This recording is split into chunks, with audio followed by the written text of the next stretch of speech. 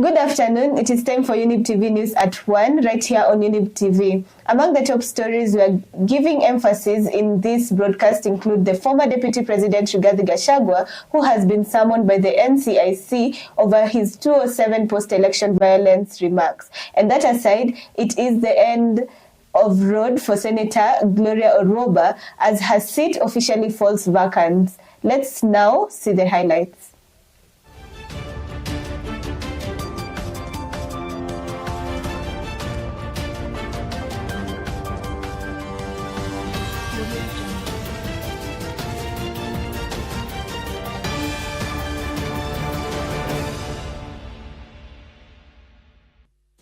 Tunasaidia biashara 70 katika ward sote za hapa Lari.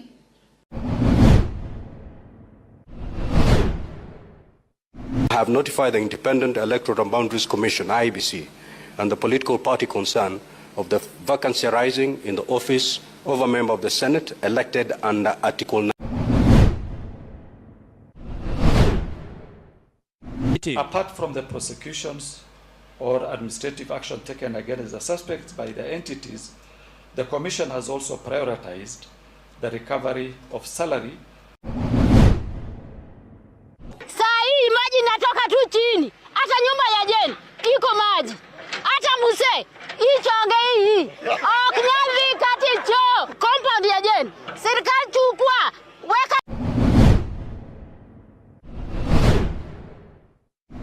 As NCIC are concerned by Honorable Rigathi Gachagua's, the former Deputy President, recent remarks.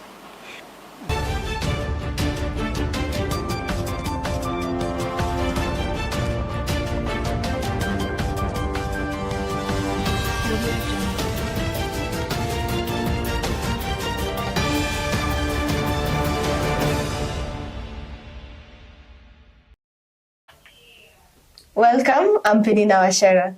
The National Cohesion and Integration Commission, NCIC, has summoned former Deputy President Rigathi Gachagua to appear before it for questioning over his election-related remarks. The NCIC chairman, Samuel Kobia, says the remarks, which he said tends to remind Kenyans of the 2007 election violence, are reprehensible. The NCIC also said it is investigating 28 more politicians for hate speech. As NCIC are concerned by Honorable Rigathi Gachagua's, the former Deputy President, recent remarks. These thoughts are not only appalling, but dangerously insensitive to the pain, to the loss, and the trauma suffered by thousands of Kenyans during one of the darkest chapters in our history. The Commission is working closely with the other relevant agencies to hold Rigathi Gachagua responsible and accountable for these reckless utterances. As NCIC are concerned by Honorable Rigathi Gachagua's, the former Deputy President, recent remarks. These thoughts are not only appalling, but dangerously insensitive to the pain, to the loss, and the trauma suffered by thousands of Kenyans during one of the darkest chapters in our history. The Commission is working closely with the other relevant agencies to hold Rigathi Gachagua responsible and accountable for these reckless utterances. We extend the same warning to all other leaders who have in the past been peddling hateful and insightful utterances. The 2027 general elections, we have observed with deep and growing concern the early signs of political mobilization along ethnic lines. This is a rollback of the democratic gains in the run-up to and after the 2022 elections, which were essentially issue-based. In other news, Senate Speaker Amason Kingi has declared the vacancy for the senatorial seat held by Gloria Orwoba, who now stands formally dismissed from Parliament. Orwoba was dismissed after the UDA party on the 19th May expelled her for violating the party's regulations and constitution. This also comes after Orwoba went to court where the UDA's decision to expel her was overturned. I have notified the Independent Electoral and Boundaries Commission, IEBC, and the political party concerned of the vacancy arising in the office of a member of the Senate elected under Article 98(1)(b). And on the issue of Dr. Fred Matiang'i, I come from a community. We have social events. How many people have you seen going for social events? Where the social events are bipartisan. A homecoming is bipartisan. This is an erosion of what we call the nationalism.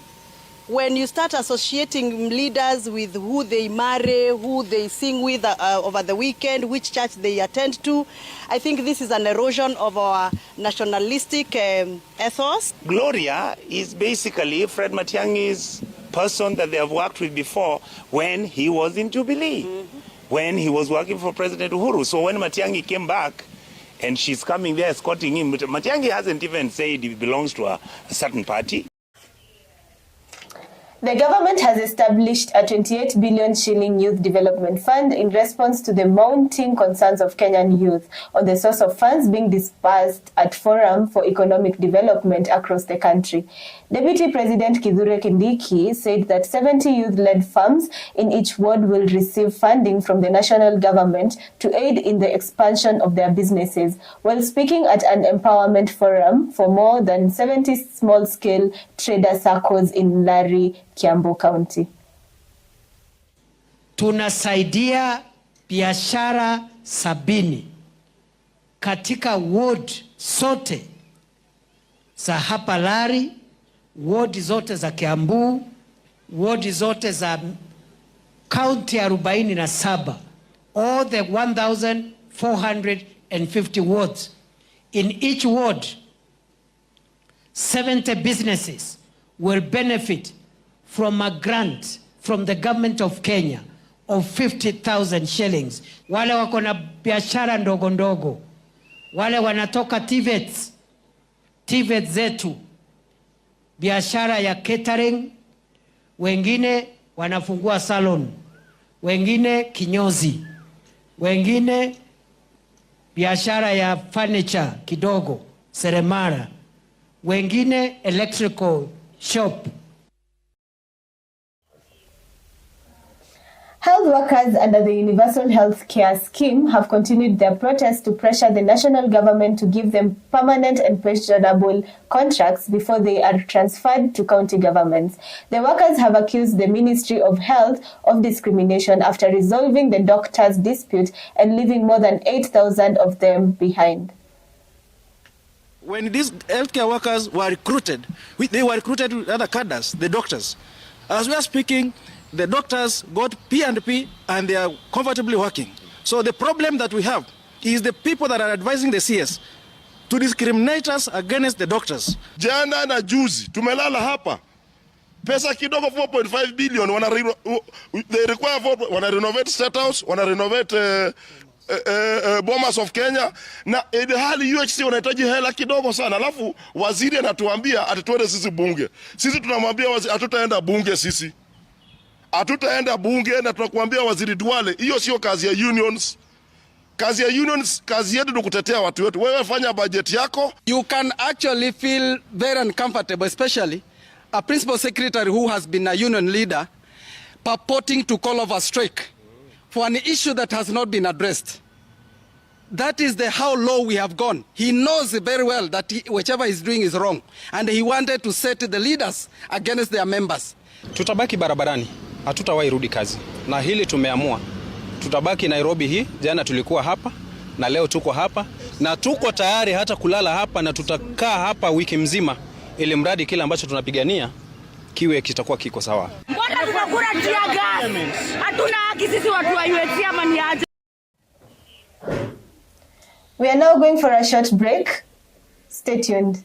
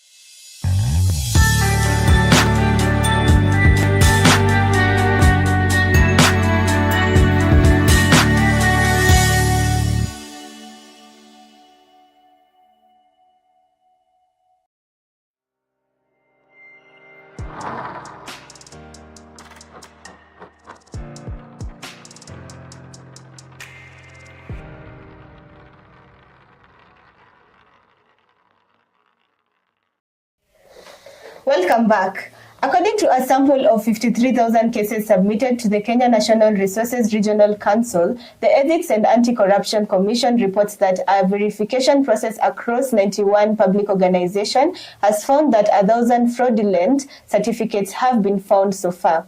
This increase in academic and professional certificate forgeries has prompted the public sector to call for systematic reform and increased vigilance as the country's education system changes in an effort to prevent certificate forgeries in all the sectors. Apart from the prosecutions or administrative action taken against the suspects by the entities, the Commission has also prioritized the recovery of salary of any other benefit derived on the basis of employment acquired through fake certificates. But we have come to the place where we realize that this is actually a pandemic. It is widespread across different sectors, and as CSCC we only deal with those people in the public service, but we will also seek to recover all the salary that they have earned in the period that they have served under those fake certificates. And that is why when you go across institutions of government, you get very competent people. Decision making is wanting. People don't take command, they don't take charge of the institutions. The amount of money we are looking at to recover currently is in the upward of 460 million Kenya shillings. Salaries that were earned by people illegally, people who used fake certificates to acquire employment, and these are public officers. And now that tells you the magnitude of the problem.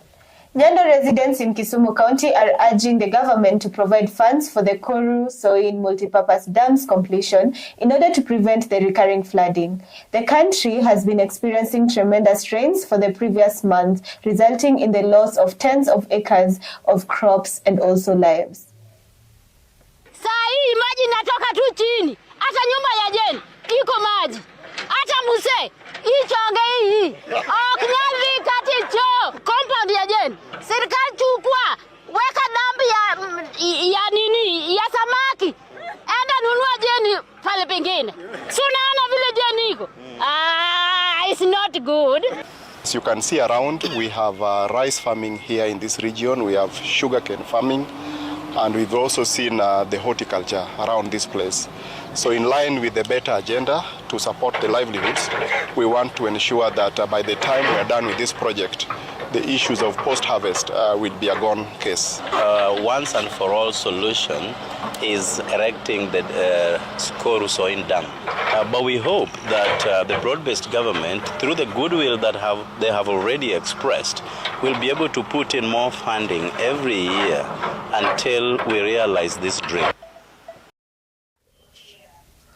On to matter sports. With 7 million shillings in prize money, the eagerly awaited International Pool Carnival will take place in Eldoret City for the next 3 days. Over 300 of Kenya's best pool players are expected to participate in the Shujaa Watimba XO tournament. The Kenya Pool Federation intends to introduce the competition at the school level, beginning with secondary schools and institutions of higher learning. There's a different way that people think about the sport. Right now, I do it, I play pool for a living. And you telling that to someone that is 40 and above, they look at you like, are you even serious? You're playing pool for a living. It's a professional sport. And a lot of people feel like pool is a sport that wastes a lot of time. We need to start this game being played in our university games. We need to play it in high school. We normally have the National Term A games, National Term 2 games, where we have all other sports and we don't have the pool table as a sport.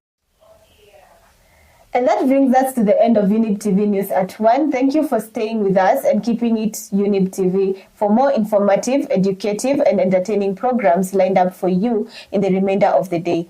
Up next are our exciting shows you won't want to miss. I am Peninah Wachera. Enjoy the rest of today.